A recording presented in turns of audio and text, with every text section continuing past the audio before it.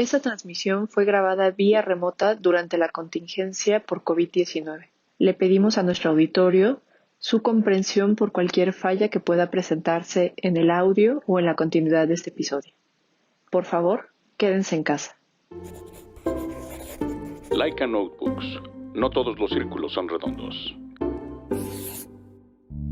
Planta Libre, el único podcast de arquitectura amigable para los y los no arquitectos, con @MariaNeón, Edmundo Terán y Úrsula Schuhoff.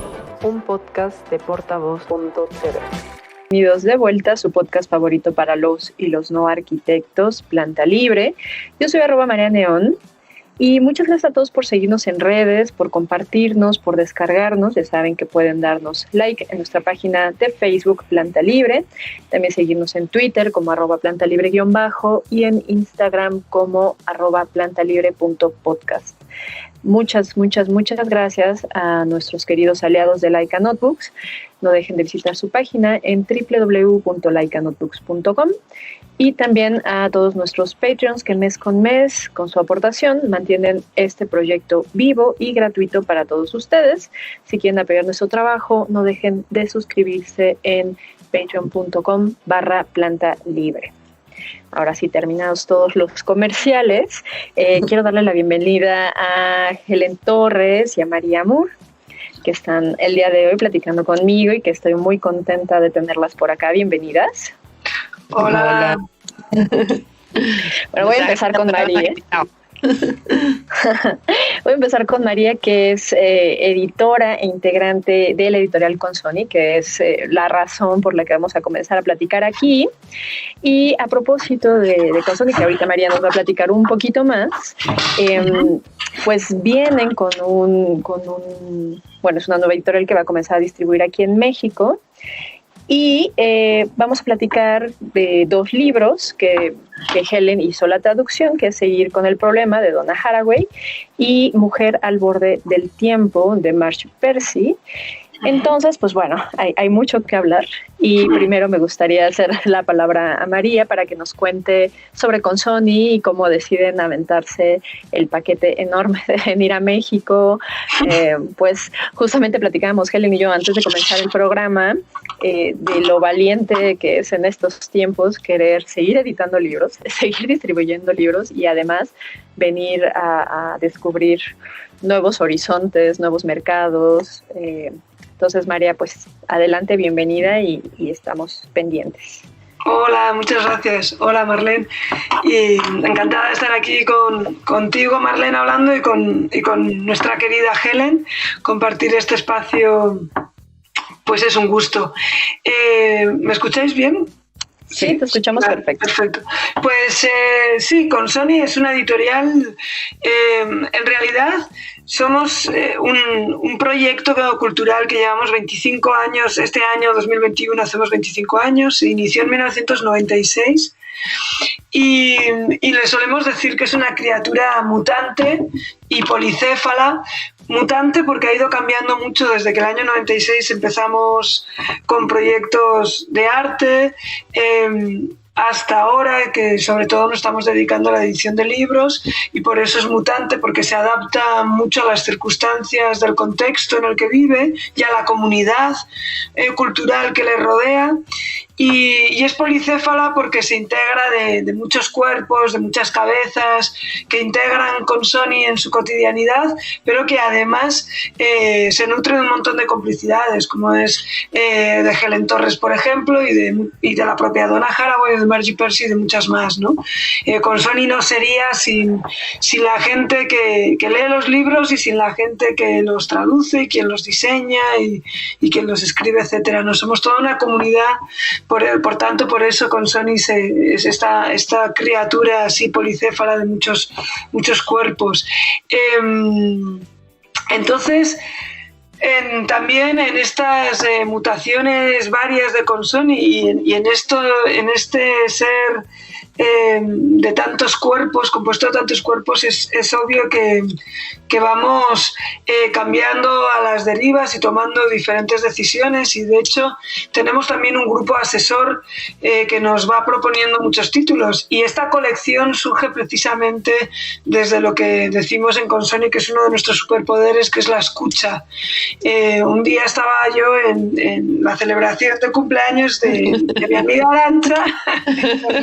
Se ríe Helen porque sabe perfectamente lo que voy a contar, y entonces me llamó otra amiga que tenemos en común, María Petecuca, me dijo: oye, te tengo que presentar a Helen. Digo, ya, pero es que hoy tengo una comida de cumpleaños, da igual, es que Helen se va mañana de Bilbao, tiene que ser hoy. Entonces, ahí que aparecieron María y Helen en la comida de cumpleaños de Arantxa, y así es como surge esta colección, El origen del mundo. Así ya nos conocíamos antes Helen y yo, pero más de vista, no tanto, y Helen me convenció, me dijo: no, hay que publicar a Donna Haraway, hay que traducir, seguir con el problema, y me advirtió, es más, esto da para colección, ¿no?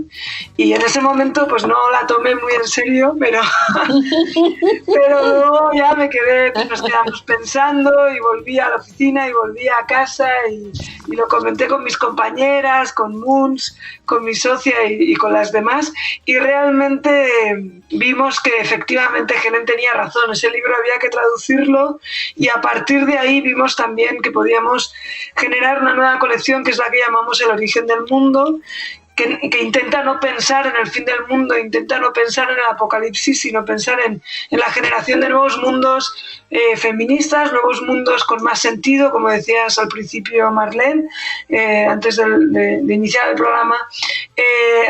Nosotras, siguiendo un poco la idea de Donna Haraway, más que hablar de mundos mejores, nos gusta hablar de mundos con más sentido, y eso es lo que intentamos hacer, ya que mundos mejores lo han soñado hasta los nazis hablaban de mundo mejor, ¿no? Es verdad. Tiene una cosa ahí como demasiado moral, pero sin embargo un mundo con más sentido, que muchas veces dice Haraway, y que ahora más que nunca necesitamos crear nuevas narrativas que imaginen esos mundos, ¿no? Y esa es nuestra intención con esta conexión, con estos libros, y esa es nuestra intención también, claro, cómo no expandirla a otros lugares como Argentina, donde estamos también publicando. Una compañera de Consoni, Dina, es argentina, y con México también nos une una familiaridad. Mi abuela era mexicana, la madre de mi madre, y luego además llevamos ya mucho tiempo viajando hacia allá porque creemos que mantenemos una lengua común, y que por lo tanto es interesante que no nos quedemos en un territorio geopolítico limitado, sino que intentemos construir nuevas complicidades, y así está siendo gracias a la labor de Sara Schultz de Fauna, de la distribuidora con la que estamos trabajando en México, la labor de América Sánchez, que nos ayuda con la comunicación. Una vez más estamos construyendo más redes en México, y eso es muy rico y nos llena de alegría. Es volver a publicar unos libros que ya tuvieron su vida en España y en Argentina, pero hacerlo de otra manera, con otras complicidades. Es un poco como volverlos a publicar. Es muy bonito, ¿no? Todo lo que se genera alrededor. Hace poco escuchamos a Cristina Rivera Garza y a Donna Haraway, y fue en el MUAC, y fue maravilloso, de piel de gallina. Entonces es como es volver a renacer cada libro en cada territorio, porque las miradas, las complicidades le dan una nueva lectura. Así que muy contenta. No, aparte me encanta porque me quedo con esto que dijiste. Tenemos un lenguaje en común, tenemos un idioma en común, y entonces hay una complicidad implícita, ¿no? Entonces, qué mejor que están por acá. Y recuerdo que cuando leía o investigaba sobre Consoni, me gustó esta definición de producir y editar cultura crítica, ¿no? Le decía a Helen, igual al inicio del programa, que hoy en día tenemos que generar todavía más espacios donde haya lugar para la crítica, y no la crítica como esta que conocemos de ser criticón y señalar y decir, todo está mal, y solo estar enojados con nosotros mismos, sino una crítica que viene desde la conciencia, ¿no? Y decíamos, hay que hacer más preguntas, hay que preguntarnos más cosas, hay que cuestionarnos más, y eso solamente viene desde la crítica, ¿no? Ahora, les decía igual a Helen como un poco en broma de pronto pensar en crítica y feminismo, para algunos eso es también de piel de gallina, ¿no? Pero en el sentido negativo. Bueno, claro. Pero yo creo que no tiene que ser así, ¿no? Generar empatía también es sumamente importante. Sí.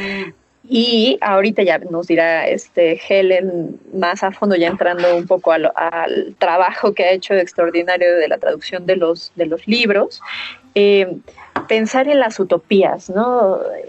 Nosotros entendemos como una utopía, o sea, nos ha inculcado de estos libros de fantasía que leíamos de niños o las películas que veíamos, en el que todo es como prístino, ¿no? Como, y pensar en en el origen de nuevos mundos es exactamente igual, ¿no? Como tabula rasa, comenzar de nuevo y que haya un orden y que todo esté perfectamente estructurado y que tenga un funcionamiento casi como de un reloj, ¿no? Y que no haya basura y que haya ¿no? Y que no haya delincuencia y que no haya no sé, cambio climático y estas cosas, y el sol siempre brillante y casi sin nubes, y creo que ese es un problema como del imaginario colectivo, ¿no? Pensar en una utopía, quizás que esto es algo que me transmiten los libros, es generar como otro tipo de realidad en la que quizás no va a ser perfecta, porque sabemos que del universo en sí mismo pues hay un montón de causalidades y casualidades, y que dentro del azar también podemos encontrar orden y podemos encontrar belleza y nuevas posibilidades. Entonces, ¿qué sería, no, o considerar estas utopías como no lo prístino, pero sí el vivir mejor, que es lo que les platicaba igual al inicio, ¿no? O sea, queremos vivir mejor, todos necesitamos vivir mejor, habitar de una mejor forma. ¿Cómo es que podemos llegar a eso? Y quizás la crítica sea el camino, ¿no? Entonces ahora sí le dejamos un poco el micrófono a Helen, que ha escuchado silenciosamente y solo se ríe desde atrás. Entonces, pues bueno, ahora cuéntanos tú, qué ha sido también este viaje de, me imagino, no solo empaparte en las letras de Marge Piercy y de Donna Haraway, sino también poner parte de ti misma en estos libros que más tarde vamos a decir dónde pueden encontrar y dónde pueden comprar. Bueno, ahí son muchas cosas. Sí. Bueno, antes que nada, como veníamos hablando mucho de lo de la crítica y la crítica, ¿no? Hay una frase que, bueno, una vez le escuché decir a Donna Haraway en una entrevista, creo que fue, bueno, una charla, no me acuerdo, que decía que si la crítica fuera, que está bien hacer críticas, que es necesaria la crítica, pero que si la crítica fuera suficiente, el capitalismo no existiría ya.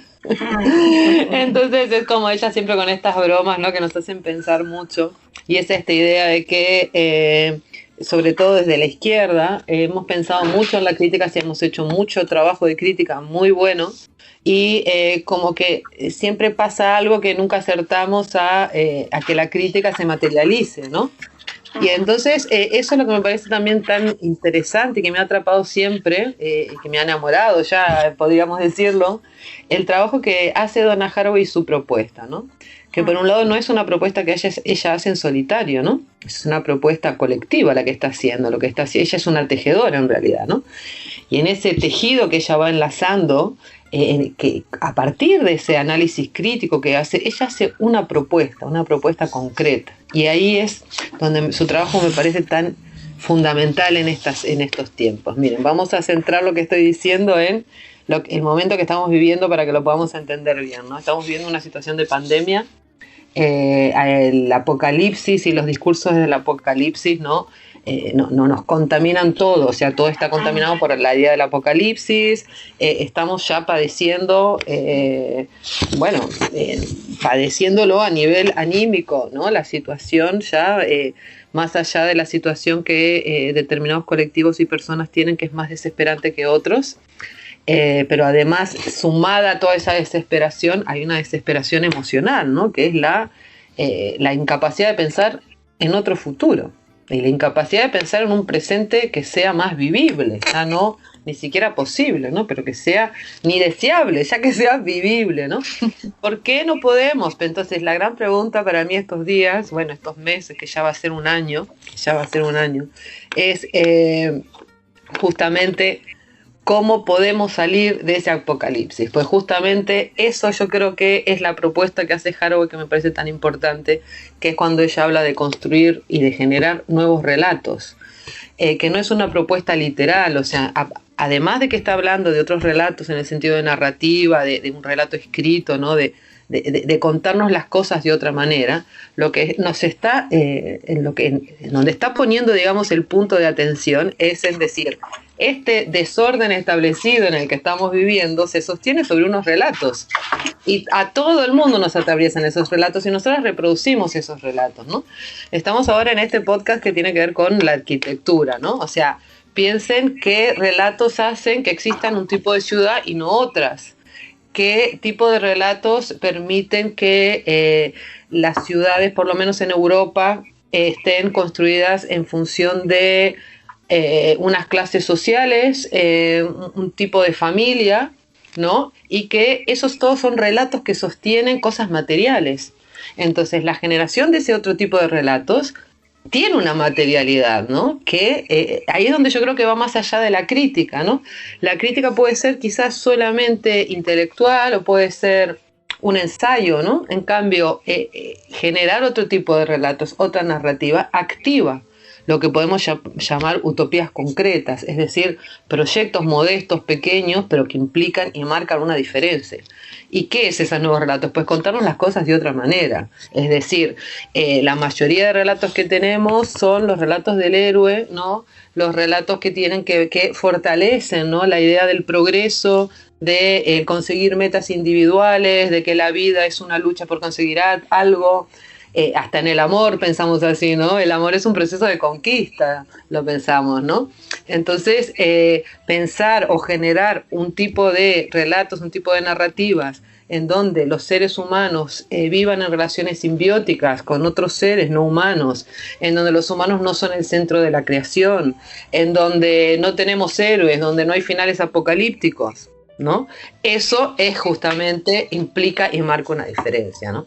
Y en ese sentido el trabajo de Marge Piercy se relaciona, y está enredado más que se relaciona con el trabajo de Haraway, y por eso en la colección de Consoni, primero en el principio de la colección se saca el libro de Haraway y el segundo libro es el libro de Marge Piercy, porque son libros que dialogan entre sí.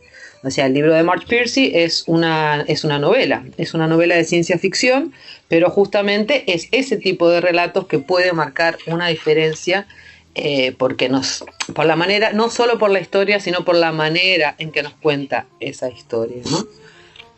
Sobre todo porque creo que, y ahí me pueden dar su opinión, a través de la ficción es que hemos encontrado una forma de comunicarnos y de plantearnos futuros y situaciones probables, ¿no? Porque creo que la ficción siempre tiene como una espina medular muy conectada con la realidad que vive el autor, ¿no? O que ha visto cercano a él o ella, ¿no?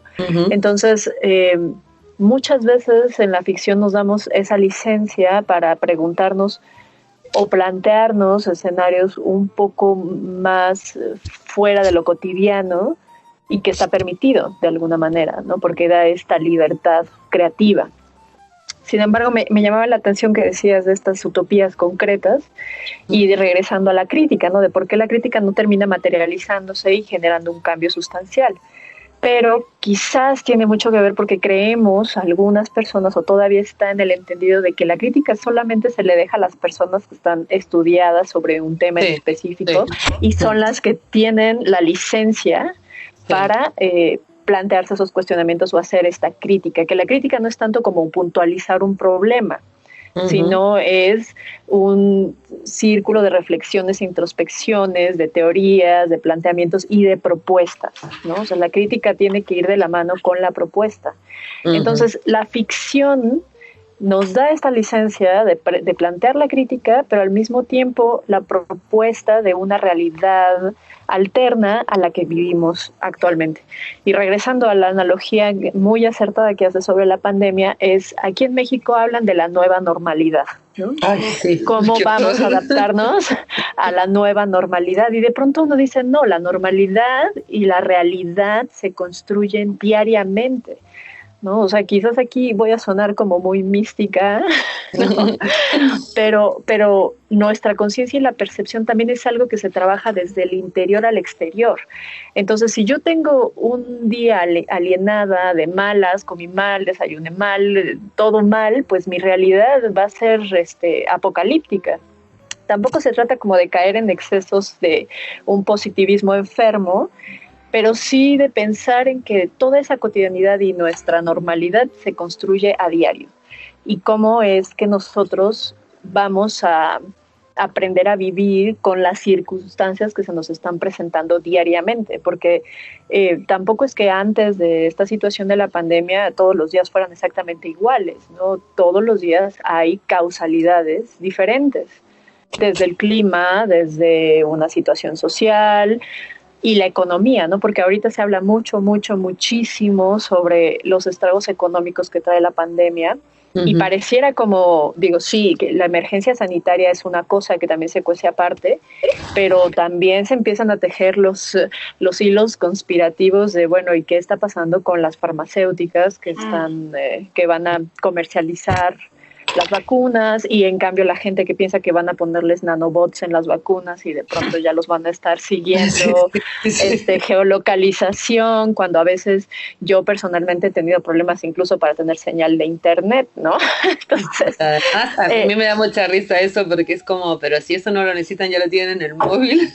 Exactamente. Entonces es esta construcción de la realidad colectiva, ¿no? Que se suma de un montón de fragmentos individuales de lo que nosotros vamos percibiendo a diario con nuestro contexto personal, historia de vida, familia, educación, género, etcétera, ¿no? Entonces, son como un montón de ingredientes en esta sopa en la que una sola realidad, o sea, como la realidad universal tipo verdad histórica, no existe, sino existen un montón de percepciones sistemáticas, ¿no? Mira, perdona, no sé si quieres decir algo, María, pero... No, dale. Bueno, a colación de lo que estás diciendo ahora, ¿no? De la nueva normalidad y cómo las personas generan un tipo de cotidianidad y tal, ¿no? Tú dijiste también, hablaste de esa universalidad, o sea, eso es un tipo de relato. Ese es el relato del progreso, eso es el relato sobre el que se basa el capitalismo. Fíjense cómo los guardianes de la razón y el progreso, como le llama Stengers, la filósofa Isabel Stengers, llama así a nuestros políticos, ¿no? Los guardianes de la razón y el progreso sí que saben generar narrativas y sí que saben bien cuál es el... Sí, mira, antes que, cuando todavía estábamos en shock, ya salió lo de la nueva normalidad y todavía estábamos en lockdown, como se diga, en encerradas. Confinamiento. Acá estamos confinados. No quería decir encerradas. Sí, cuando estábamos en confinamiento ya estaban hablando de esa nueva normalidad que yo pensaba, a ver, hace años que venimos criticando a la normalidad. ¿Qué es la normalidad? Total. ¿Qué es la normalidad? La normalidad es el capitalismo. O sea, la normalidad es de considerar la naturaleza como un recurso que es infinito. O sea, ya sabemos que la naturaleza barata se ha acabado. Ya sabemos que tenemos que pensar en el planeta, no en la naturaleza, en el planeta desde otro lugar, desde el lugar de esto no, o sea, estamos viviendo la sexta extinción, no es un chiste, ya no son cuestiones menores de las que estamos hablando, y aquí ahora todo el mundo tenemos una gran responsabilidad. Ahora bien, hay personas que tienen más responsabilidad que otras, y esas que tienen más responsabilidad, que son estas guardianes, ¿no?, de la razón y el progreso, son los que nos están metiendo en la cabeza la nueva normalidad. ¿Para qué? Para vendernos de que vamos a vivir mucho peor que antes, ¿no? Económicamente, además, y que además y mientras tanto están haciendo negocios con la vacuna, mientras tanto están buscando lo que dice Haraway, ¿no?, cuando habla de que ella dice en la introducción del libro, dice, este libro se impacienta con dos discursos, ¿no? Uno es el technofix, es decir, la tecnología lo va a resolver todo, y el otro es el del game over, es decir, el apocalipsis. Eso lo dijo ella en el 2014-2015 cuando lo escribió, y hoy lo estamos viviendo, vamos, en carne propia todas las personas, ¿no? Y estamos todas apuntadas a eso, o el apocalipsis, o la vacuna lo resuelve todo, y es como... Total. ¿Qué tal un cambio de paradigma? Hola.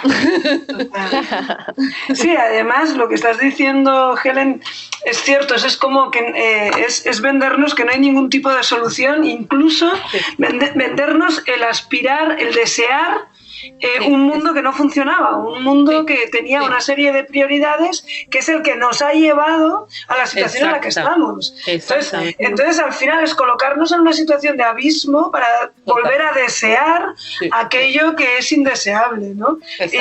Amaya Pérez Orozco, por ejemplo, dice todo el rato, es que el mundo, queramos o no, va a cambiar. Además, ya vale. Ya está cambiando. Ya está cambiando, ya está cambiando, efectivamente. Entonces, más allá que haya quien se estén empeñando y tengan mucha capacidad de generar esas narrativas, en realidad también algo interesante de todo esto es cómo está viendo algo mucho más allá de lo que nosotros podemos controlar y que está generando esos cambios, ¿no? Como decía Maya Pérez Orozco, lo interesante es ver cuál es nuestra posición en este cambio, en este mundo que está cambiando y cómo nos queremos situar. En cuanto a las utopías que decías antes, Marlene, sí, realmente esas utopías concretas que decía Helen o las utopías cotidianas que dice muchas veces Yayo Herrero, pues son manifestaciones, a veces son manifestaciones que también pueden ser abstractas y no concretas, pero también pueden ser declaraciones políticas que nos permitan proyectar un futuro comunitario y creo que en lo macro es más difícil, pero en lo micro también. En las diferentes charlas que he ido dando Haraway en estos tiempos pandémicos es interesante y para mí es muy motivador cuando nos recuerda que todo este cambio nos puede permitir la posibilidad de crear nuevas condiciones juntas. Y a nivel macro probablemente no, pero a nivel micro estoy convencida que las tres que estamos aquí estamos tomando decisiones en la medida de lo posible para que ciertas cosas, yo desde luego a la vida de antes no quiero volver y hay cosas que en Consoni hemos decidido cambiar, en cómo trabajar, en cómo intentar llevar una vida que ponga un poquito más la vida en el centro, aunque sea muy difícil y muy manido como eslogan, pero intentar a veces que esas cuestiones que hasta ahora quizás hemos utilizado más como decías tú, Helen, de una forma más abstracta y que en ciertos momentos el día a día no nos permitía mirar más allá de las urgencias, ¿no? Y yo sí tengo la sensación, yo me niego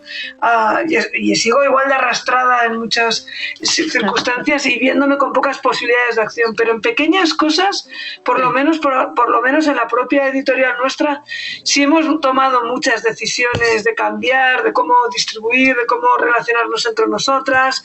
Hemos tomado decisiones que están mejorando al menos nuestras formas de trabajar, aunque luego obviamente hemos sufrido todas los golpes de la pandemia, nos hemos endeudado más y ha sido una situación muy problemática. No hablemos de deudas. Claro, pero creo que eso es interesante, ¿no? Lo que decíais las dos, lo que nos ha golpeado, o sea, por un lado yo creo que está lo que nos ha sucedido y por otro lado está la capacidad en algunos momentos grande, en otros momentos muy pequeña que tenemos de reaccionar ante lo que nos está sucediendo. Y creo que colectivamente, aunque sea en el micro, pues tenemos posibilidades y creo que al final incluso leer es algo muy potente para cambiar eso micro, para cambiar nuestro entorno, ¿no? Porque yo creo que Haraway, Helen, a ti te ha atravesado y te ha cambiado y a mí también, ¿no? Yo creo que a través, o sea, a mí me ha cambiado Helen a través, o Haraway a través de Helen, ¿no? Pero yo creo que publicar a Haraway ha sido un antes y un después en la vida nuestra de Consoni, sinceramente. Creo que eso, que leer eso tiene una potencia política transformadora muy grande. Sí, bueno, puedo contar una pequeña cosita, que claro, justo hoy acabo de terminar un libro de ciencia ficción que se llama Ciudad, de Seamark. ¿Cómo se llama? Seamark, sí. Este es un libro que se publicó en 1950, ¿vale? Y que, bueno, es una utopía, bueno, es un mundo donde los humanos ya no existen y solo existen perros y robots. Sí, era un libro que hace muchos años que yo estaba buscando en castellano y no lo conseguía, lo tenía un PDF en francés, pero no conseguía el libro. y estuve en Donostia recientemente de Feministaldia. ¿Sí? Sí, en una librería de viejo me encuentro este libro, requete viejo, yo emocionadísima, me lo traigo, hoy lo termino de leer, miro otra vez, el libro es viejo, ¿no? Está amarillo, y lo miré y es una edición de Buenos Aires de 1974, y se me cayeron las lágrimas, porque pensé, este libro es un libro que alguien en la época de la dictadura lo tuvo, lo leyó, y de alguna manera llegó a esta librería de viejo en el 2021 en Donosti a mis manos. ¡Wow! ¡Qué bonito! Sí, y pensé, quien no haya vivido en una dictadura igual no tiene la dimensión de lo que significa la lectura. Claro. Porque a nivel de transmisión de conocimiento, no porque leer sea un ejercicio intelectual, no estoy hablando de que hay que saber leer y escribir tampoco. Fíjense la historia del quipu, ¿no? El quipu era una herramienta de fijación de conocimientos, de comunicación, y cómo se queman todos los quipus. Entonces, hoy realmente sí, leer es uno de esos pequeños actos que nos han convencido, además, en este discurso apocalíptico de la nueva normalidad y todo esto, y en la razón y el progreso. Sí, nos han convencido que no podemos hacer nada contra eso. ¿Por qué? Porque estamos aisladas, y es mentira. ¿Sí o no? Es mentira, ¿no? Eso es a lo que contribuyen las utopías y estos libros de los que estamos hablando, ¿no?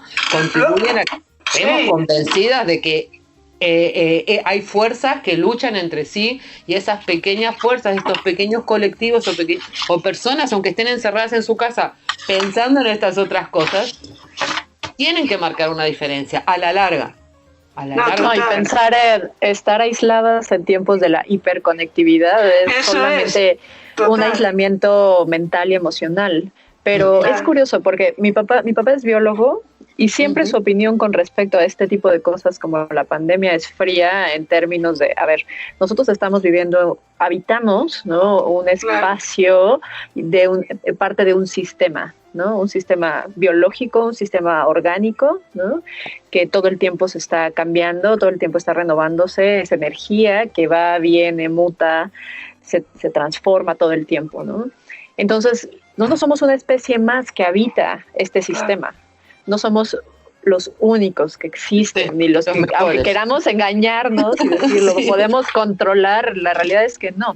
Entonces lo ve muy sencillo como, pues es control poblacional, ¿no? O sea, la naturaleza misma va a buscar una manera de tener un control poblacional para que no haya una sola especie predominante que afecta, además, corrompe, desestabiliza todo el sistema.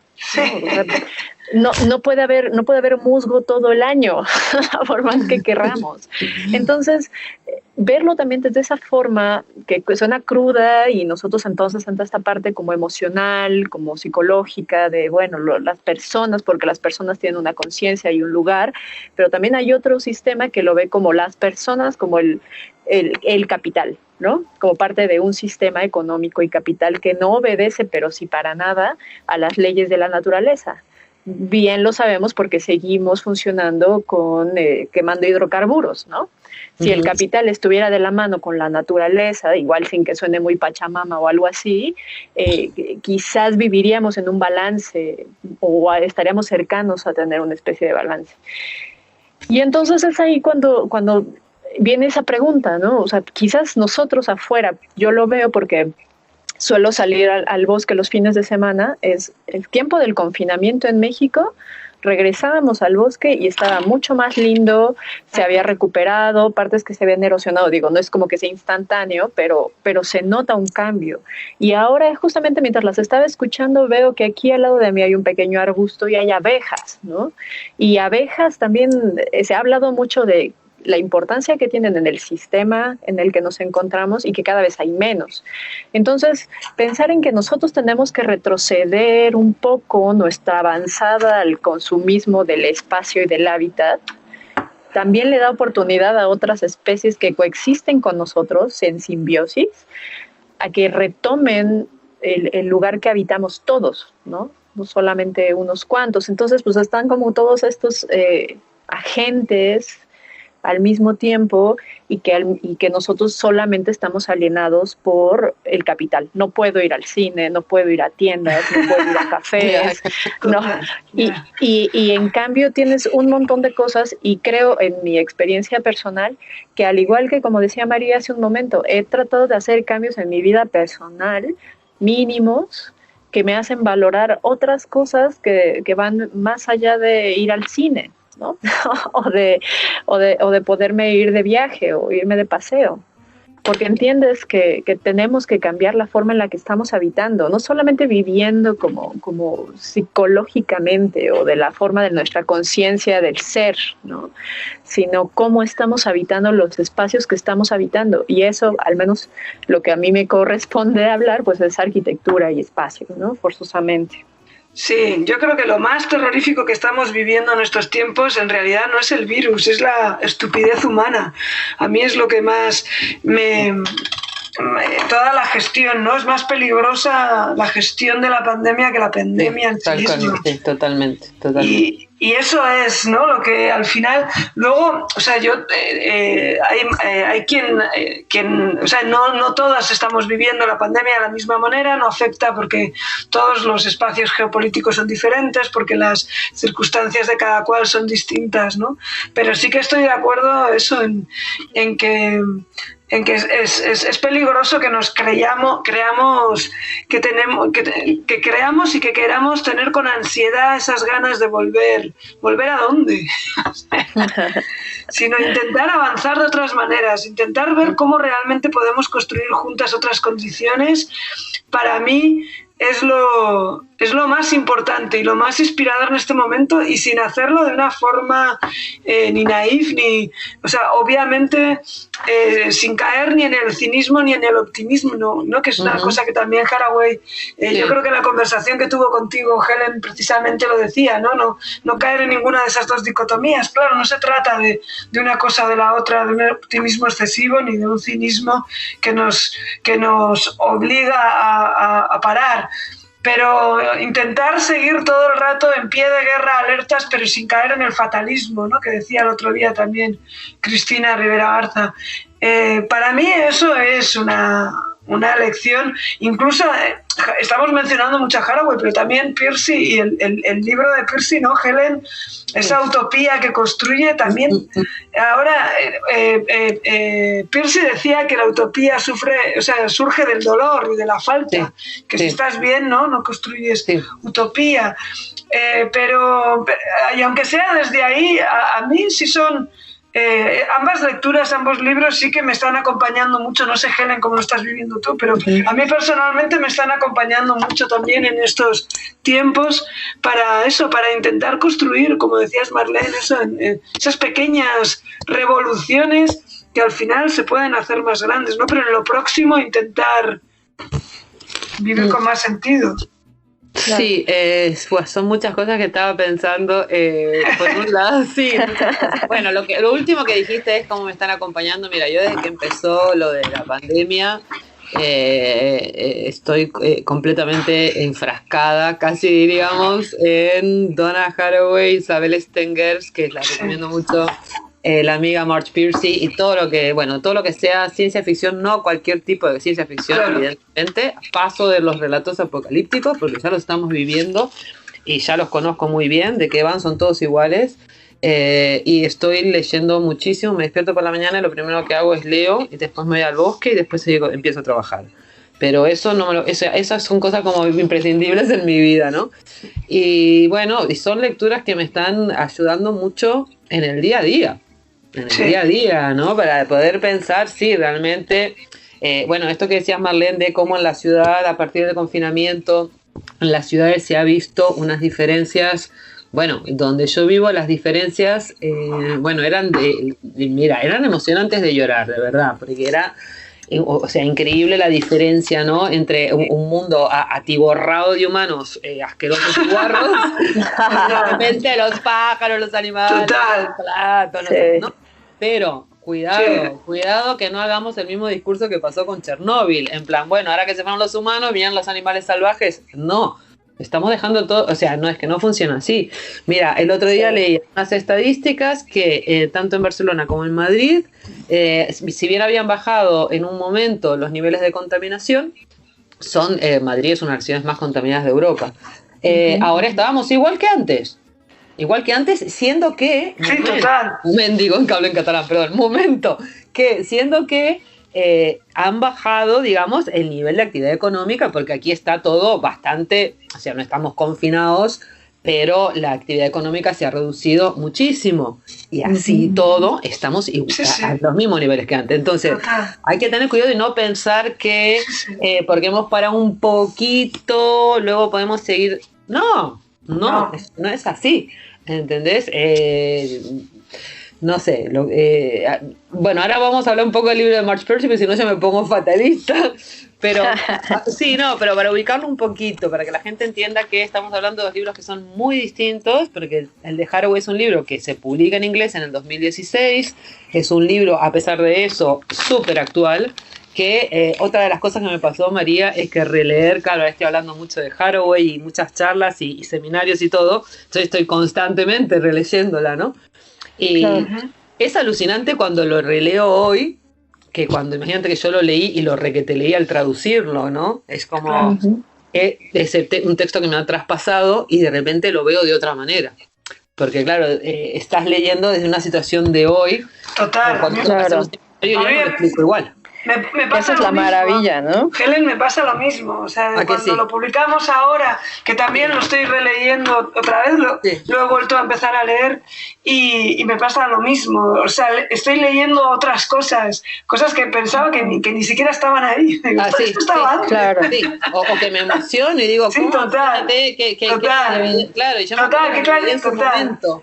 Claro, por eso yo que intentaba convencer a todo el mundo, decirle, aquí esto tiene que leerlo la gente, porque sobre todo es un libro que para mí es muy importante para las personas que estamos occidentalizadas, ¿no? O que tenemos una cultura occidental, porque yo creo que hay muchas colectivos, comunidades en el mundo que no necesitan leer estas cosas porque ya las saben. Las comunidades indígenas, las comunidades zapatistas, evidentemente no necesitan este tipo de literatura porque ya están en ese camino. Pero nosotros lo necesitamos terriblemente. Y el libro de Marge Piercy, que quería contextualizar ahora un poco, que es de Mujer al borde del tiempo, es una utopía que Marge Piercy la escribe en los años 70. En los años 70 recogiendo todo el espíritu y la ideología y las prácticas y las experiencias de los movimientos hippies y de liberación de los años 70, ¿no? Entonces ella construye una utopía, pero es una utopía que está en diálogo con una distopía. O sea, es un libro que tiene un presente distópico, un personaje, que es una mujer chicana, pobre, maltratada, que está... los servicios sociales le han quitado a su niña, o sea, está atravesada por 1000 violencias, y esta mujer tiene la gran habilidad de viajar al futuro. Y al futuro al que viaja es una concreción de, no sé, yo la he leído como, bueno, la siento como una utopía queer en el mejor de los mundos posibles, con toda su problemática. No es un mundo feliz, es un mundo problemático que nos orienta y nos ayuda a pensar cómo enfrentarnos a los problemas. Entonces yo lo que vi ahora en Vivienda en Pandemia, lo que sobre todo en estos últimos meses, ese diálogo que hay entre el libro de Marge Piercy y el libro de Haraway, que se alimentan uno con el otro, ¿no? Que el de Haraway es cómo seguir con el problema, y el de Marge Piercy sería cómo habitamos este problema, ¿no? Desde esa ideología de los 70, hoy a mí el libro de Marge Piercy me sirve como de herramienta. O sea, mientras que el libro de Haraway me sirve para pensar, el libro de Marge Piercy me sirve para pensar cómo quiero vivir yo con mis amigas, cómo nos vamos a construir nuestra comunidad. Porque nos estamos volviendo locas, no podemos más. Sí, y es como... Bueno, no sé si en un momento les puedo leer un pedacito de algo del libro de Marge Piercy para que vean por dónde va. Pero sí, por favor. Sí. Aprovechemos. Cómo ella construye, ¿no? A partir de los años 70 esa utopía, y cómo hoy esas utopías de los 70 que se transformaron en Europa en una cosa hippie, que para mí perdónenme los que me escuchen que estén a favor, pero son deleznables, porque lo único que contribuyeron es que la gente fuera más heterosexual y tuviera muchos más hijos, y luego se compraron sus casas unifamiliares, pero no siguieron viviendo en las comunas y tal, ¿no? Total. Hoy la forma de vivir en comuna y de poder realmente construir otras relacionalidades, ¿no? Esperen porque lo tengo que buscar al libro para poder leerles una artículo. No, adelante. Si quieres, aprovechamos el tiempo para que María nos cuente dónde pueden pues encontrar, dónde empiezan a encontrar los libros de la editorial Consoni, para que también se pongan en contacto, las redes, toda esa información que se tiene que dar precisamente ahora. Sí, en realidad en cualquier librería de México se están empezando ya a encontrar los libros. Entonces en Fauna Libro es la distribuidora y se pueden encontrar. Claro, ahora con toda la situación también problemática de México, pues estamos, como en todas las situaciones, como en todos los países, pues distribuyendo más lentamente, más poco a poco, pero ya hay muchas librerías como, estoy buscando, bueno, o cadenas como El Péndulo. Voy a mirar un momentito para decir exactamente. Yo tengo aquí entre algunas. Tengo por aquí la Cafelería. Eso es la Cafelería, Casa Bosques, efectivamente. Ajá, existe la librería de la Ciudad de México. Unos amigos que tienen una librería en Querétaro que se llama La Libre Comezón, también apenas publicaron una foto que me llamó mucho la atención porque estábamos cerca de tener esta plática.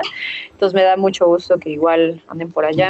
Cafelería El Péndulo también. Sí, La Increíble. Sí, al final el Museo Tamayo, eso es Traspatio, y además lo estuvieron moviendo muchísimo por redes también, en Utópicas, sí. O sea, son varios las librerías, en Impronta también, en Guadalajara, son muchísimas, y además muchas de ellas tuvimos la suerte de visitarlas cuando estuvimos en México hace un par de años, y son lugares fantásticos en los que ya se pueden encontrar los dos libros. Además, si tienen tiempo, no se pierdan la presentación del libro que hicieron en el MUAC, que estuvieron platicando justamente con Donna Haraway. Pueden verlo en el Facebook Live que hicieron en el perfil del MUAC. Entonces, pues, si les interesó y además quieren escuchar la voz de la autora hablando sobre todos estos temas que mencionamos ahorita y todavía más, pues no se lo pierdan, escúchenlo, vale muchísimo la pena. ¿Y total. ¿Qué tal, Helen? ¿Estás lista para esta pequeña lectura? Y con eso, si les parece bien, cerraríamos. Espera, antes, Helen, de que leas, decir que la charla, además del MUAC, ahora está así tal cual, pero que la van a subtitular, porque ahora era una conversación. La propia Donna Haraway, cuando le propusimos hablar en México, dijo que no quería dar ella una conferencia, que ella quería conversar con alguien de México, y entonces le propusimos a Cristina Rivera Garza, que había escrito un blurb, una frase recomendando el libro que sale en la contraportada, en la faja del libro, y entonces aceptó Cristina, y a Donna le pareció muy buena idea. Y una cosa que propuso además Donna Haraway muy bonita, que creo que tiene que ver con lo que decía Helen de la crítica teórica, y yo creo que una cosa preciosa también con Haraway es que ella aplica muchas de sus teorías en los pequeños actos más chiquitos, más y en este caso ella dijo que quería eso, no ser ella una solista hablando ella sola, sino que quería hacerlo con alguien, que eso ya es totalmente puro Haraway, y que además quería hacerlo cada cual en su idioma, y que ella, Donna Haraway, hablara en inglés, pero que ahora ha estado, en estos tiempos pandémicos, ha estado leyendo y aprendiendo muchísimo español. Quería que la otra persona hablara en su idioma, en español, con lo cual eso me parece, incluso simbólicamente, eso, algo que quería contar, porque creo que demuestra mucho cómo eso, la teoría de Haraway en esos pequeños actos se demuestra con la práctica, ¿no? Entonces, esa conversación se dio cada una en su idioma, y pronto el MUAC lo va a difundir también con subtítulos. Perfecto. Pues bueno, en adelante.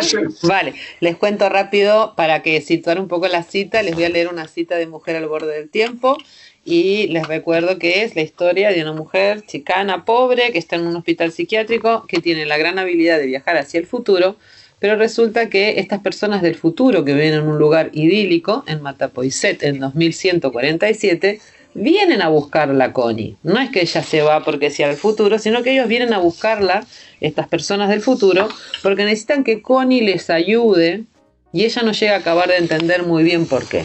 Entonces les voy a leer un pequeño diálogo, una pequeña parte de un diálogo en que ella tiene, Connie, en un momento en que viaja hacia el futuro y está en una fiesta, porque en el futuro, como son muy... es una sociedad muy sensata, hacen muchas fiestas y trabajan muy poco. Y en una de esas conversaciones, ella tiene una conversación con un personaje que se llama Abeja, ¿no? Y Abeja y ella, o sea, Connie le dice a Abeja, ¿están ustedes realmente en peligro? Sí, le dice Abeja. Su gran cabeza asintió amistosamente. Tal vez no fallen. ¿Quiénes? Pregunta Connie. Ustedes. La gente de tu tiempo. Tú, individualmente, quizás no logres entendernos o luchar en tu propia vida y tiempo. La gente de tu tiempo podría fracasar y no luchar en comunidad. Tu voz era cálida, como si estuviera flirteando, pero sus ojos le decían que estaba hablando en serio. Tenemos que luchar para llegar a ser, para seguir existiendo, para ser el futuro que acontezca. Por eso hemos contactado contigo. Y aquí lo dejo. Muchísimas gracias. No, está increíble.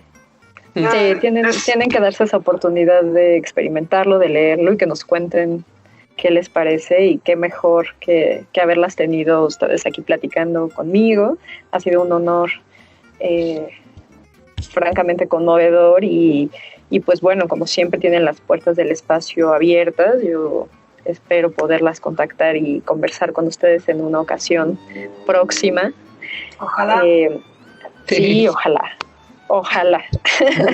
Bueno, y pues ¿dónde las pueden seguir? Gracias a todas también, las gracias a todas, las gracias a Consoni por seguir luchando tanto, apoyar estos proyectos, gracias a México, a Marlene por interesarse por estos temas y bueno, no compren los libros en Amazon, por favor. No. Compren y construyan tribu. Sí, eso.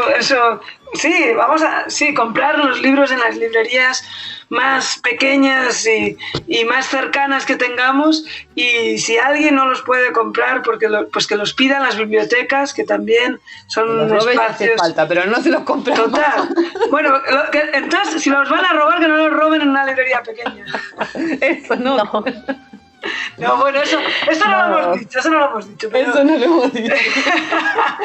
desde luego no, en Amazon no, por favor. No, por favor. Que eso es otro de los grandes dramas, que ha sido una de las vencedoras de esta pandemia.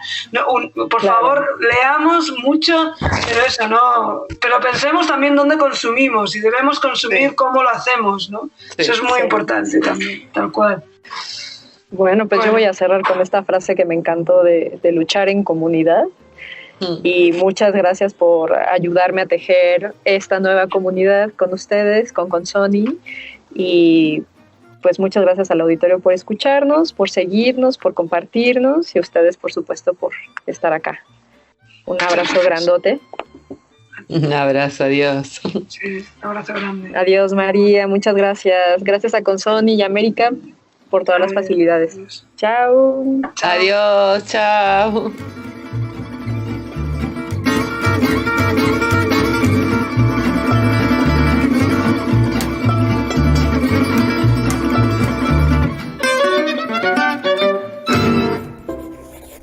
Laika Notebooks. No todos los círculos son redondos.